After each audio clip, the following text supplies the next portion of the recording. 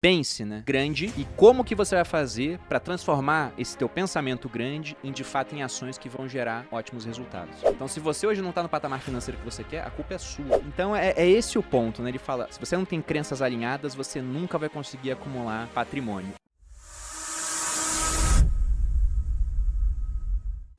Se um carvalho de 30 metros tivesse a mente de um ser humano, ele cresceria apenas 3 metros. É verdade. Porque ele ia pensar, não, já tá bom com 3 metros, nunca iria até 30. Eles começaram a falar, você tem que crescer o máximo que você puder crescer.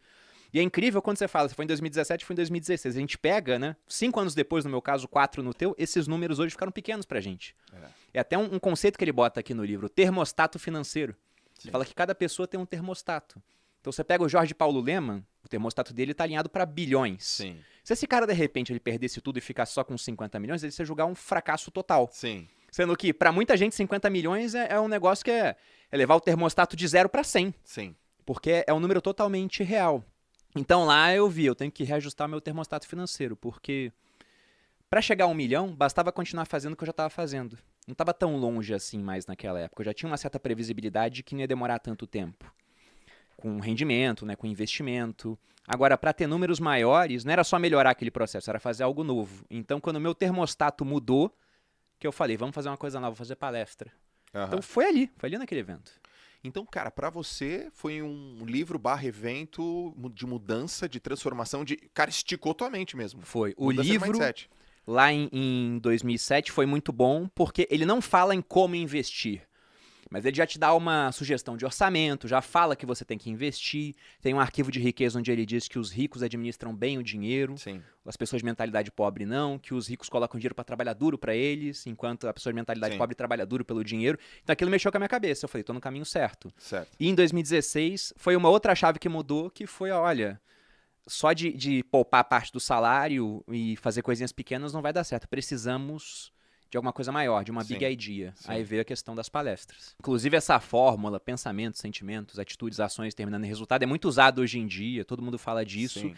E eu não sei quem foi o primeiro, mas eu vi esse conceito primeiro, foi com o T. Harv Eker. E ele fala que tudo começa no pensamento. Até quando você fez o post para divulgar o podcast, você falou, as coisas vão acontecer 2 vezes, a primeira na cabeça e depois no mundo real. E de fato, ele fala que muita gente tem resultados ruins com o dinheiro porque tem pensamentos e crenças nocivas quanto ao dinheiro. E ele fala que grande parte dessas crenças, elas foram estabelecidas através de 3 coisas.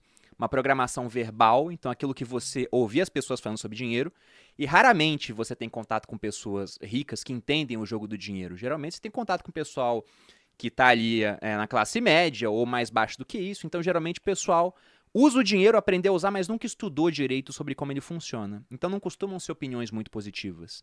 Além disso, você tem os exemplos, que é o segundo ponto. E qual que é o exemplo tradicional? Principalmente aqui no Brasil. Saiu uma estatística do Conselho Nacional do Comércio, CNC, ou Confederação Nacional do Comércio, não lembro agora direito. Mas falando que 70% das famílias brasileiras estão endividadas. Então, por mais que, vamos supor que a prática verbal fosse positiva quanto a dinheiro, no exemplo, o normal no Brasil, ou pelo menos o comum, né, não deveria ser o normal, é as pessoas estarem endividadas. E o último ponto é uma experiência específica com grande carga emocional. Ele dá exemplos no livro, ele dá exemplo da mulher dele, que sempre que pedia dinheiro era pro pai porque a mãe nunca tinha. Aí o arquivo que ela tinha, quem tem dinheiro é o homem, né? A mulher não precisa ter dinheiro e toda vez que ela queria alguma coisa pedia pro marido. E aquilo gerava conflito entre eles. Ele dá o exemplo de uma moça que o pai morreu nos braços por preocupação financeira. A moça virou enfermeira, talvez até para salvar o pai, né, inconscientemente, e toda vez que ela ganhava dinheiro, ela achava que aquilo era errado. E ele fala que esse é o ponto. Se você tem uma crença negativa quanto a dinheiro, se você acha que acumular patrimônio não é bom, você vai dar um jeito, né, os seus pensamentos vão levar a sentimentos nocivos, a ações ruins, e o resultado vai ser você desperdiçar o dinheiro até que só sobre na sua mão aquela quantia que você julga ser adequada. Se você acha que é imoral ter milhões, você nunca vai ter milhões. Se por acidente a vida te der alguns milhões, o cara ganha na Mega Sena, ele tende a gastar tudo até que só sobre o dinheiro que ele julga adequado. E é o que acontece mesmo. Historicamente, você pega pessoas que ganharam na loteria, a maioria, em 5 anos, está de volta à situação inicial. Sendo que às vezes é dinheiro que você pensa assim, meu Deus, é tanto dinheiro, como é que o cara consegue gastar? Eu lembro que uma vez, tem tempo já, mas saiu na Record, uma entrevista com um cara que ganhou um prêmio da loteria gigantesco, antes do Plano Real também. E o cara, ele gastou tudo. Uma parte a inflação pegou, né? Inflação muito grande naquela época, mas ele contando a história dele, ele saía e pagava a conta pra todo mundo no restaurante. Ele não lavava roupa.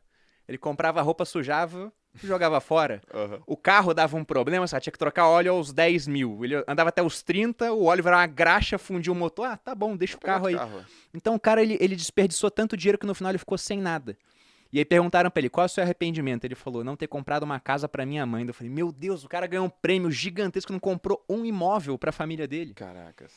Então é esse o ponto, né? Ele fala, se você não tem crenças alinhadas, você nunca vai conseguir acumular patrimônio. E aí ele fala pra você identificar esse teu modelo de dinheiro. Porque esse seu modelo não é seu. Ele só foi passado pra você. Aham. Então o ponto é que você não é uma gravação, que ele diz. Você é o gravador. Se essa gravação não tá boa, você deleta e grava uma nova. Perfeito. E aí o que ele Perfeito tenta exemplo. fazer é colocar os arquivos bons no lugar dos arquivos ruins. Perfeito exemplo. Ô, Bruno, cara, assim, outro parênteses que eu vou abrir aqui. Lá no teu Instagram, nas tuas mídias, você recebe perguntas, comentários de tipo assim, porra, Bruno, tu só fala de dinheiro? Não. Existe isso? Existe um cara, pô, você não vai falar tudo pra você é dinheiro? Ou você só fala de dinheiro? Ou nem tudo é dinheiro? Existe essas coisas? Esse Então, tipo de o comentário? só fala de dinheiro não. Até porque lá o assunto no Instagram, principalmente, fica mais amplo. No YouTube é muito dinheiro, né? É sempre focado em finanças. No Tá. Instagram a gente acaba falando de mais coisas. Então não, mas o que sempre aparece é dinheiro é muito importante, de fato. Dinheiro traz felicidade, né? Sim. Você não acha que amor é mais importante que dinheiro, né? Ou saúde? Ele coloca isso aqui, uma coisa. Pode-se fazer duas coisas ao mesmo tempo, né? Não Exato. confunde as coisas. Ele fala, até o livro está marcado nessa parte. É uma fala, um princípio de riqueza, né? Porque eles têm os arquivos mentais e dentro dos arquivos da explicação tem certos princípios. E tem uma hora que ele fala isso, é um arquivo onde ele diz: as pessoas ricas acreditam que podem ter ambas as coisas. A Aham. pessoa de mentalidade pobre, e ele sempre bota mentalidade pobre. Porque às vezes você hoje não tem dinheiro, você se julga pobre, mas a tua cabeça não é de pobre. Você tá com os arquivos mentais corretos. Então, daqui Boa. a 5 anos, tua situação tá muito diferente. Boa. Agora tem o cara que tá com dinheiro hoje, mas a mentalidade dele ainda é de pobre. Sim. Daqui a 5 anos você vai ter que trocar de lugar com ele, né? O cara com mentalidade boa cresce, o outro decresce. É a questão do termostato que ele fala financeiro. Mas o que ele diz é, quem tem mentalidade pobre julga que ou é uma coisa ou outra. Então isso de ou amor ou dinheiro, ou saúde ou dinheiro, o que ele fala é a mesma coisa que perguntar o que é mais importante, ter o braço Isso. direito ou tua perna esquerda. Ambos são importantes, tem que Exato. abrir mão de um Sim. para ter outro. Então isso chega bastante lá. Como se, por exemplo, ter mais dinheiro vai te trazer menos felicidade no final das contas, porque traz mais preocupações. Ele também aborda isso. Né? Tem lá os arquivos de riqueza. Pô, a pessoa rica ela se torna maior do que os seus problemas, enquanto Exato. a pessoa pobre é menor do que eles. Sim. Então hoje, lógico que eu tenho preocupações que eu não tinha na época que eu não tinha dinheiro. Uhum. Mas eu também eliminei uma série de preocupações através do dinheiro. Sim. Pô, só esse ano o meu cunhado pegou Covid no começo do ano, teve que ser internado às pressas, ficou muito mal, a conta do hospital deu mais de 100 mil reais. Quem pagou? A gente, porque o plano de saúde do Exército não cobria o hospital que ele ficou. Perfeito. Isso tirou o meu sono? Não. Se eu não tivesse dinheiro, eu estaria tirando meu sono até agora, eu pensando que eu podia ter salvado a vida dele, mas não tinha capital pra isso.